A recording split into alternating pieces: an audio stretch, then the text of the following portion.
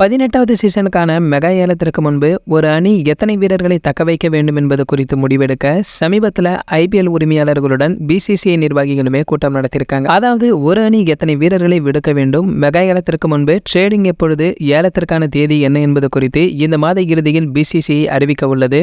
இதற்கிடையில தான் யார் யாரை விடுவிப்பது, யார் யாரை தக்க வைப்பது, ஏலத்தில் யாரை வாங்க வேண்டும் என்பது குறித்து அனைத்து அணிகளுமே பார்த்தீங்கன்னா தீவிரமாக ஆலோசித்து வருவதாகவும் சிஎஸ்கேவும் யாரை வாங்குவது என்பது குறித்து ஆலோசித்து வருகிறது. சிஎஸ்கேவில் இருந்து பென் ஸ்டோக்ஸ் வெளியேறிய பிறகு அந்த இடத்திற்கு டேரில் மிச்சலை வாங்கினார். ஆனால் அவர் ஒரு பெரிய தாக்கத்தை ஏற்படுத்தவில்லை என்பதால் இதனால மெகா ஏலத்தில் தரமான வேகப்பந்து வீச்சு ஆல்ரவுண்டரை வாங்க வேண்டிய கட்டாயத்திலுமே சிஎஸ்கே இருக்கிறது. சமீபத்தில் பார்த்தீங்கன்னா ஆந்திரா பிரீமியர் லீக் தொடரில் அதிரடி காட்டி அதிக ரன்கள் அடித்தோர் பட்டியலில் தொடர்ந்து முதலிடம் பிடித்து அசத்திய வேகப்பந்து வீச்சு ஆல்ரவுண்டரான அஸ்வின் ஹெப்பார் அவர்களை அடிப்படை தொகை 20 லட்சத்தில் வாங்க சிஎஸ்கே திட்டமிட்டிருக்காங்க. இவர் பார்த்தீங்கன்னா ஆந்திரா மாநிலம் நெல்லூரை சேர்ந்தவர். ஒருவேளை மற்ற அணிகளும் வாங்க திட்டமிட்டால் அவருக்கு 8 கோடி வரை போராட முடிவு செய்திருப்பதாக தகவல்கள் வெளிவந்திருக்கு. சமீபத்தில் பார்த்தீங்கன்னா ஆந்திரா பிரீமியர் லீக் தொடரில் 8 போட்டிகளில் 456 ரன்களை குவித்து அசத்திருக்காரு. குறிப்பாக கடைசி 6 போட்டிகளில் 5 அரை சதங்களை குவித்து அசத்திருக்காரு. இவரை வாங்கி வளர்த்துவிட தோனி அவர்கள் விரும்புவதாகவும் கருதப்படுகிறது.